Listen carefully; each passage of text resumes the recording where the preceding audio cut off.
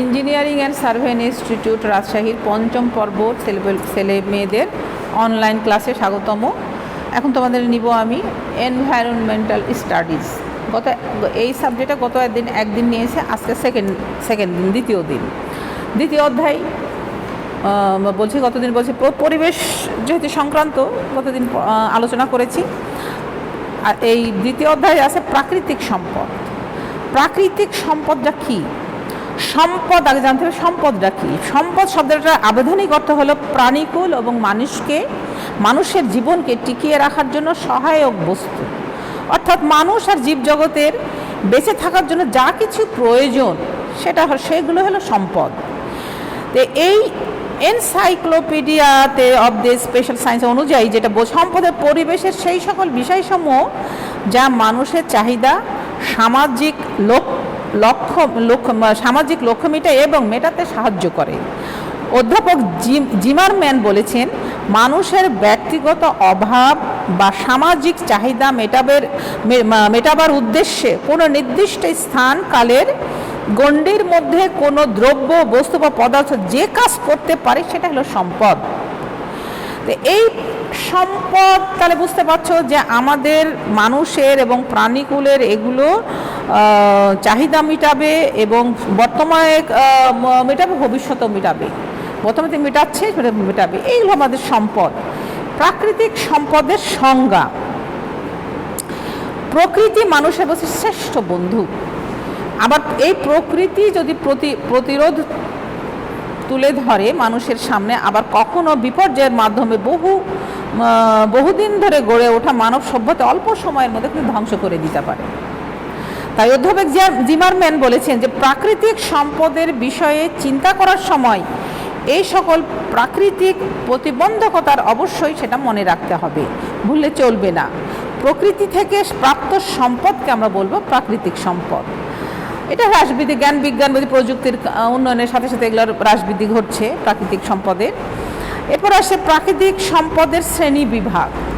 প্রাকৃতিক সর্বত্র সহজলভ্য একটা আছে, চার ভাগে ভাগ করছে শ্রেণী বিভাগ। যে সর্বত্র সহজলভ্য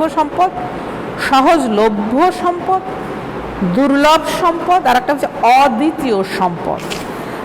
যেটা প্রাথমিকভাবে পাওয়া যাচ্ছে সেটা হলো এই প্রাকৃতিক সম্পদকে আবার আরও উদ্ভব অনুযায়ী দুই ভাগে ভাগ আছে। প্রাথমিক সম্পদ আর একটা হলো উদ্ভূত সম্পদ। এগুলো তোমরা একটু স্রোতস্বিনীর সম্পদের মধ্যে আছে মানুষের হস্তক্ষেপের অপরিবর্তনে থাকছে, কোনো পরিবর্তনশীল হচ্ছে, এগুলো গুদামজাত করা হচ্ছে, কেউ গচ্ছিত সম্পদ রাখছে। এগুলো একটু পড়ে নিও, একটু পড়লে তোমরা পারবে। তারপর হচ্ছে বনজ সম্পদ। বুঝতে পারছো যে বন হচ্ছে পুনরুৎপাদনক্ষম প্রধান প্রাকৃতিক সম্পদ। এগুলো অটোমেটিক সৃষ্টিকর্তা সৃষ্টি করেছেন। অটোমেটিক বন একটা জাতীয় সম্পদ, এটা দেশের অর্থনৈতিক উন্নয়নে সহায়ক ভূমিকা পালন করে।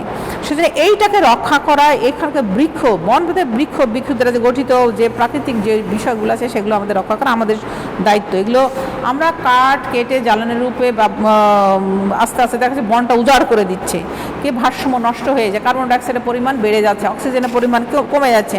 আমরা সবাই জানি যে আমরা প্রাণীকুল এবং এই যে গাছ বন যেগুলো পরস্পর একে অপরের পরিপূরক, সেই জন্য ওটা খেয়াল রাখতে হবে। এই জন্য একবার উজাড় করে দিলে হবে না, তো কার্বন ডাইঅক্সাইড মানুষ অচিরেই বা প্রাণী অচিরেই শেষ হয়ে যাবে।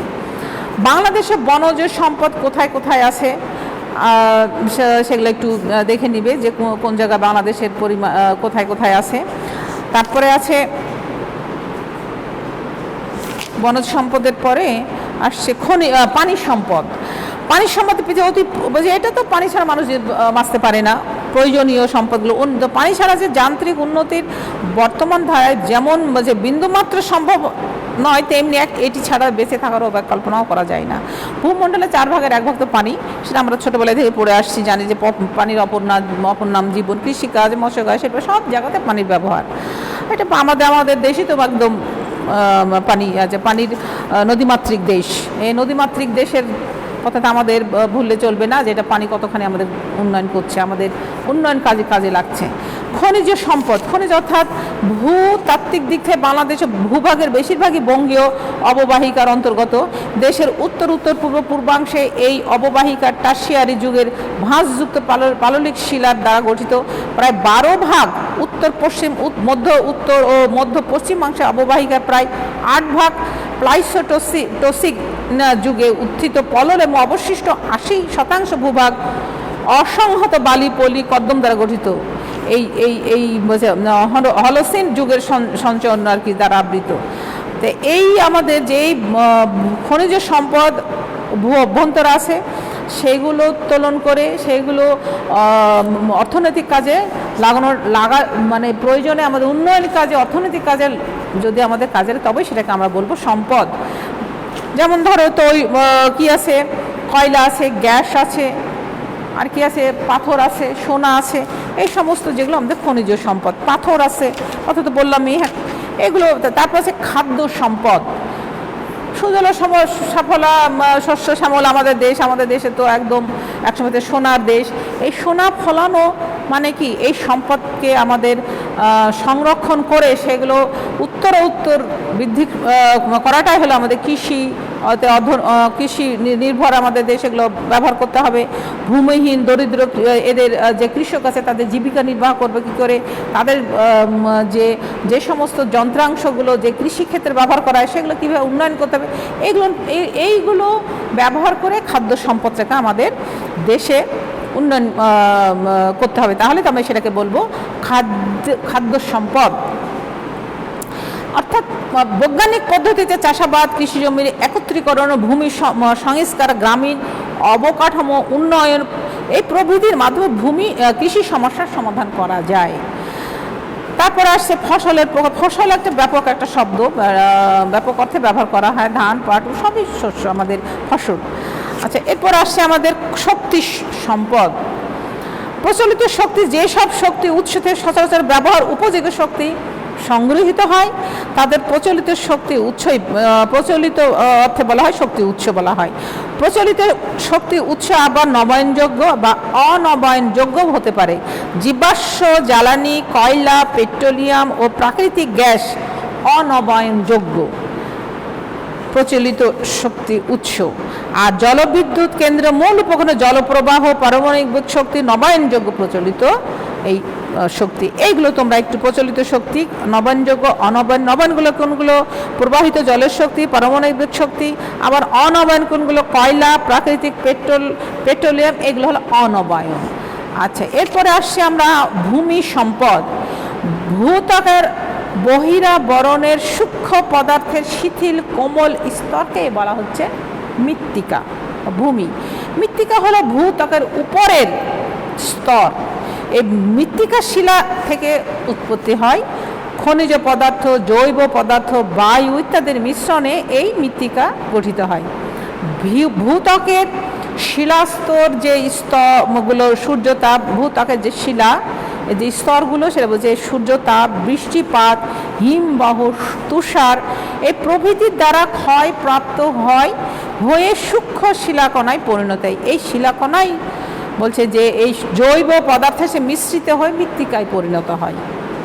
পাহাড়ি অঞ্চল আছে, পুরাতন পাহাড়ি অঞ্চল, তারপরে তোমার পুরাতন পলল গঠিত চত্বর, পলল গঠিত সমভূমি, মধুপুর, লালমাটির অঞ্চল, এইগুলো সব আমাদের বাংলাদেশের। এগুলো মাটিকে প্রধান গুণাবলীর মোট তিন ভাগে ভাগ করেছে। এইগুলো আজকে একটু পড়লেই বুঝতে পারবে, থিওরি সাবজেক্ট এটা।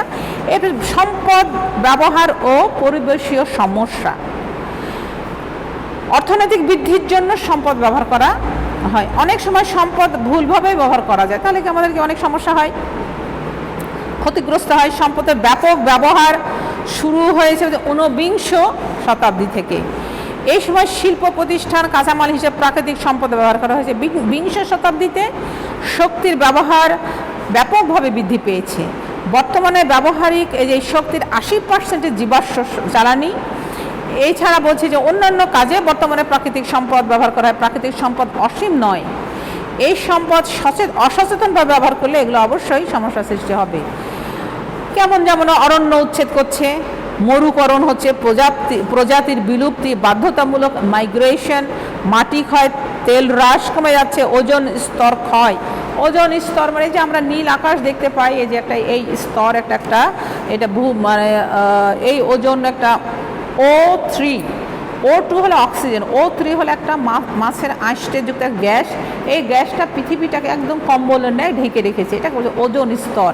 এই আস্তে আস্তে বিভিন্ন মানে আমাদের অপরিকল্পিত চিন্তাভাবনা, অপরিকল্পিতভাবে যে সমস্ত গ্যাসগুলো বের হচ্ছে সেগুলো এই ওজোন স্তরটাকে ক্ষতিগ্রস্ত করছে, যার জন্য আমাদের বিভিন্ন প্রাকৃতিক দুর্যোগের সম্মুখীন হচ্ছে এবং বিভিন্ন মানুষের উপরে, জীবের উপরে, প্রাণীর উপরে, গাছের উপরে এর প্রভাবটা পড়ছে।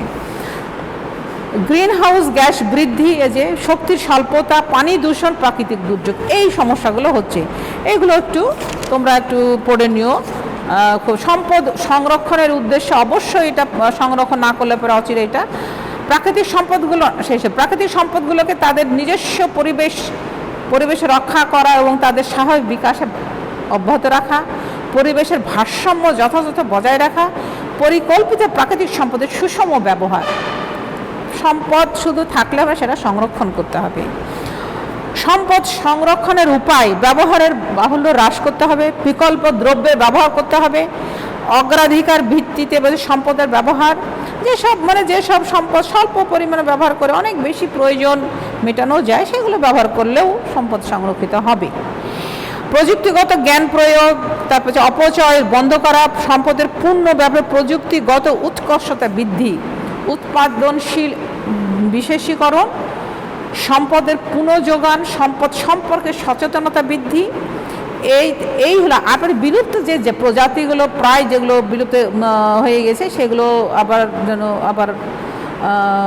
বিলুপ্ত মানে কি আস্তে আস্তে নিঃশেষ হয়ে যাচ্ছে, এগুলো খেয়াল রাখতে হবে যে জরুরি ভিত্তিতে সেইগুলো আমাদের প্রজাতিগুলো অচিরে আবার নিয়ে আসা যায়, সেগুলো দেখতে হবে।